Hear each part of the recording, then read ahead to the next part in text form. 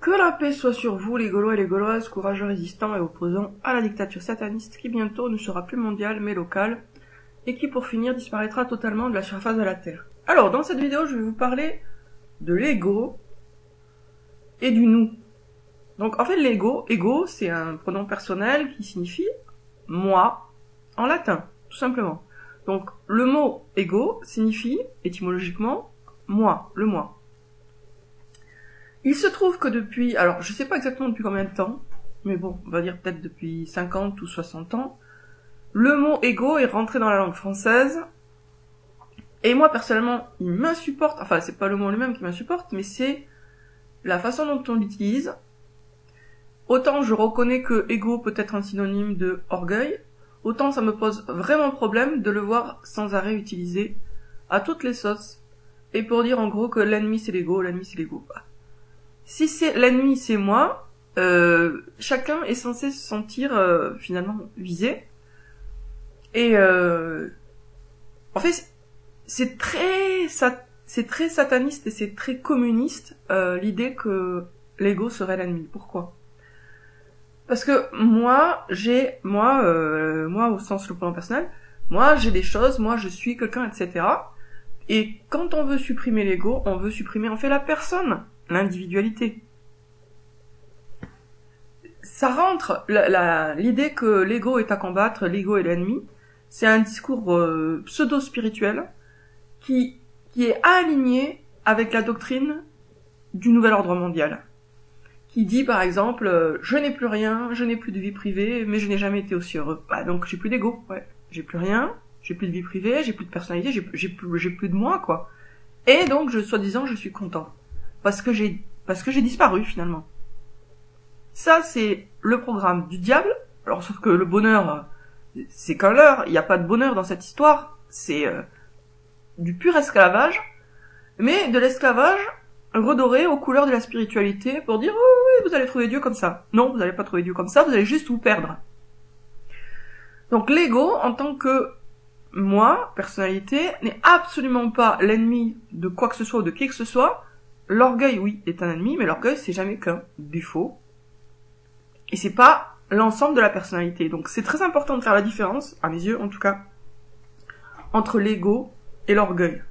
L'orgueil est un défaut qu'on peut avoir, que beaucoup de gens ont.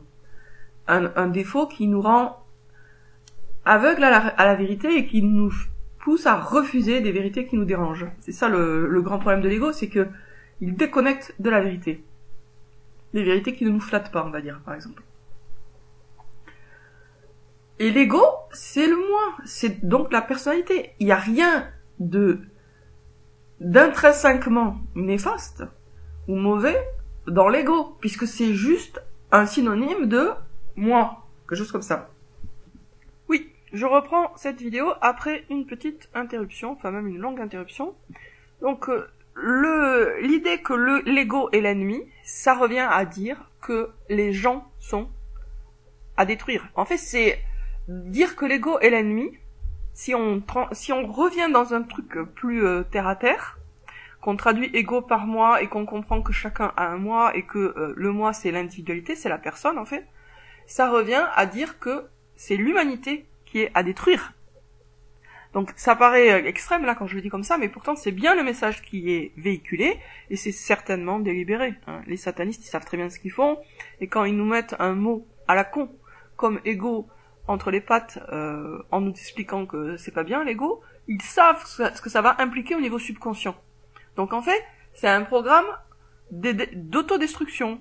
Dire que l'ego est l'ennemi, ça revient à dire que chacun d'entre nous est l'ennemi à détruire. Et prétendre que l'ego s'oppose au soi, gna gna gna, c'est n'importe quoi, puisque y a pas de pronom personnel qui remplace je ou moi. Hein, c'est pour parler de soi, il y aura jamais d'autre mot, et s'il y avait un autre mot, ça serait extrêmement problématique et grave. Ça voudrait dire qu'on a perdu le sens de l'individualité, quoi. Si par exemple on remplace si on remplace je par on perd vraiment, on change. D'ailleurs, les gens qui arrivent pas à dire je et qui disent on, ils ont un problème. Donc, un auteur comme Eckhart Tolle, par exemple, qui nous explique que l'ego est l'ennemi, etc., c'est quelqu'un qui travaille objectivement pour le nouvel ordre mondial. Et d'ailleurs, vous remarquerez qu'en anglais, The Power of Now, le pouvoir de maintenant, hein, c'est ça qui est le titre originel du pouvoir du moment présent. Ben, vous changez l'ordre d'une lettre et vous avez The Power of New World Order, hein, les initiales. Et je pense pas que ce soit un hasard. À cette culture de l'ego est à combattre, il faut répondre par la culture du nous. Le nous, c'est la réponse en fait. C'est-à-dire que quand on nous focalise, nous, sur le jeu, le moi, en disant qu'il est à combattre, c'est à la fois une façon de déclarer la guerre contre tout le monde, et une façon aussi de cultiver l'individualisme. Parce que on ne lutte pas contre l'individualisme en se focalisant sur le jeu. De même qu'on ne lutte pas contre, je sais pas moi, la maladie en se focalisant sur la maladie. On lutte contre la maladie en se focalisant sur la santé et sur les moyens d'être en bonne santé. Ça, c'est un des principes de la vie et du développement personnel, c'est que pour atteindre un objectif, il faut se focaliser sur cet objectif et pas sur l'inverse. On va pas supprimer la guerre en restant toujours focalisé sur la guerre, par exemple. Donc de la même façon que on ne peut pas obtenir une population en bonne santé en les obsédant avec les histoires de virus, comme c'est fait actuellement, et c'est pas le but, hein, bien sûr. Enfin, le but c'est plutôt de rendre tout le monde malade, justement. Et ben, de la même façon, on peut pas obtenir un peuple altruiste en leur expliquant qu'ils doivent combattre leur ego. Parce qu'on est focalisé sur ce qui est, théoriquement, soi-disant le problème, en fait c'est pas le problème, mais bon, en tout cas sur l'individu. Donc, on doit se focaliser sur quoi? Sur le nous, je me répète encore une fois, mais c'est le nous la solution. Nous et nous. Alors, à propos de ça, de tout ça, donc oui, alors je reviens encore sur cette histoire. On dit l'ego c'est l'ennemi, gna. Des pronoms personnels, il y en a plusieurs. Il y a je, il y a tu, il y a nous, il y a vous, il y a il. Pourquoi cette obsession sur le premier? C'est une façon de nuire aux autres. C'est une façon de nuire aux autres pronoms personnels. Alors, on s'en fout de nuire aux pronoms personnels. Et le problème, c'est que derrière, on nuit à l'état d'esprit qui correspond à ces pronoms personnels. Suis-je clair? J'espère que je suis plus clair que Yaya Gosmi. Je suis peut-être pas 100% clair, mais à force, si. Je pense que si, à force. Alors, maintenant, je vais commenter un commentaire qui a été fait sur ma dernière vidéo. Alors, voici. Pourquoi faire cette vidéo? 3 points d'interrogation. Donc, visiblement, lui, il est pas d'accord. Il va de soi que ceux qui croient en Dieu doivent être unis, se respecter et pas se massacrer. Les musulmans, on est dans cette démarche d'unicité. Est-ce qu'il en est de même des chrétiens, bouddhistes, juifs, hindous? Je ne le pense pas. Les hindous sont pas des croyants en Dieu. Hein. Enfin. Vous faites beaucoup de vidéos de ce genre, alors que c'est évident que ceux qui sont censés être croyants doivent simplement se respecter et pas se massacrer. Or, les musulmans sunnites se font massacrer dans les 4 coins de la planète, partout dans le monde, dont des chrétiens. Arrêtez vos vidéos avec vos vidéos moralistes de bas étage et revenez sur Terre et arrêtez de rêver. Ah, pourquoi il me dit d'arrêter de rêver? Faudra qu'il m'explique là. Bon, alors on revient sur ce qu'il dit. Moi, j'appelle à l'union des croyants. Lui, il traduit ça par ne pas se massacrer. C'est pas tout à fait pareil quand même. S'unir et ne pas se massacrer, c'est 2 concepts très différents, on est d'accord. S'unir, c'est se serrer les coudes, c'est être solidaire, c'est être unis dans une lutte commune contre les satanistes. Ne pas se massacrer, c'est juste ne pas se massacrer. Donc il revoit tout à la baisse, lui. Et son idée, c'est que nous, les musulmans, on n'est pas critiquables. Nous, on est unis. Ça me fait rire. Les musulmans unis. Mon œil. Les musulmans, on est unis, mais c'est les autres qui sont pas unis avec nous, les méchants. Bou, bou, bou. Donc, les musulmans sunnites se font massacrer dans les 4 coins de la planète, partout dans le monde, dont des chrétiens. Alors, c'est les chrétiens qui massacrent les musulmans. Moi, je crois pas, hein, que ce soit les chrétiens, mais bon. Je crois pas que c'est les chrétiens sincères et tout, qui croient vraiment en Dieu, qui massacrent les musulmans. De même que je crois pas que ce soit les musulmans qui massacrent les chrétiens, que c'est les musulmans sincères qui massacrent les chrétiens. Je pense que les croyants de base, les croyants sincères, ils se massacrent pas, en fait. Donc lui, il voit les musulmans comme des victimes, et du coup, je vais pas faire de vidéo parce que, je sais pas, parce que peut-être il pense que je m'adresse que aux musulmans, et que donc, les musulmans n'ayant pas de marge d'amélioration, il n'y a pas besoin que on leur dise de s'unir, parce que voilà, eux ils sont déjà unis et c'est les autres qui sont méchants avec eux. Bon. Donc arrêtez vos vidéos moralistes de bas étage et revenez sur Terre et arrêtez de rêver. Mais en fait, lui, il a pas compris un truc, c'est que moi, je suis pas en train de faire un grand discours théorique. Et mes rêves, ils sont pas théoriques, hein. C'est des rêves terre à terre, en fait. Enfin, terre à terre. C'est des rêves précis, vous avez remarqué, peut-être. Et je pense pas, quand je pense que les croyants doivent s'unir, je pense pas que tous les musulmans doivent s'unir avec tous les chrétiens. C'est clairement impossible et irréaliste. Et d'ailleurs, perso, s'il y avait ne serait-ce que une dizaine de croyants sincères qui s'unissaient, pour moi, ça serait déjà un progrès. C'est-à-dire que, en termes d'unité, moi, il y a rien là actuellement. Il y a rien du tout. Il y a un début dans l'invisible. Mais en réalité, concrètement, pour l'instant, de croyants unis par le même but, à mes yeux, en tout cas, il y en a pas. Peut-être il y en a dans un coin du monde, mais enfin, moi, je les connais pas, quoi. Mais bon, je parle de où je suis. Et j'ai l'impression qu'il y en a pas. Donc, je suis pas en train d'appeler à l'union de tous les sunnites avec tous les chrétiens, par exemple. Moi, j'appelle à l'union de une personne avec une personne, de deux personnes avec deux autres personnes. Enfin, c'est des petits nombres auxquels je pense là actuellement. Donc lui, d'un côté, il transforme un appel à l'unité en appel à ne pas se massacrer. Mais supposons par exemple que ce que lui, parce que lui, il m'accuse de rêver et donc il faut pas rêver. Donc lui, qu'est-ce qu'il espère? Qu'est-ce qu'il voudrait? Il voudrait que les musulmans arrêtent d'être massacrés. Oui, et alors? Les musulmans ne sont plus massacrés et donc, c'est toujours les satanistes qui sont au pouvoir, que je sache. Hein. Donc il faut savoir où est la racine du mal. La racine du mal, c'est les satanistes. Et c'est le pouvoir des satanistes. Donc lui, il rêve tellement peu qu'il a même pas l'objectif ou l'idée de supprimer le mal de la terre. Il voudrait juste que ses copains ne soient plus massacrés. Mais si par exemple les musulmans sunnites ne sont plus massacrés, il y aura toujours des sacrifices humains. Donc c'est pas parce que les musulmans sunnites ne seront plus massacrés qu'il y aura plus de massacres du tout. Est-ce que c'est moins grave que des enfants dont les parents sont hindous se fassent massacrer que des enfants dont les parents sont musulmans? C'est pareil, hein, c'est des enfants dans les deux cas. Autrement dit, renoncer à ses rêves, arrêter de rêver, c'est ne plus avoir un objectif valable. Et arrêter de se faire massacrer, c'est pas un objectif. Hein. Parce que, 1, c'est défini négativement, et pas positivement. Et 2, ça dépend pas de soi. Puisque finalement, lui, au final, il voudrait que les autres changent, mais pas lui. Il voudrait que ceux qui massacrent les musulmans sunnites arrêtent, mais lui, en tant que musulman sunnite, il a pas de projet, il a pas de rêve, il a pas d'ambition. Bon, je suis un peu dur quand je dis ça, mais c'est bien ce qui ressort, je trouve. Arrêtez vos vidéos de moralistes de bas étage et revenez sur Terre, arrêtez de rêver. Les musulmans sunnites se font massacrer dans les quatre coins de la planète, et ça, c'est pas bien, et c'est les autres qui doivent changer. Bon, ça, c'est toujours le discours des victimes. La victimite. Les gens qui sont persuadés que, 1, ils ont pas de pouvoir sur leur vie, et 2, c'est aux autres de changer.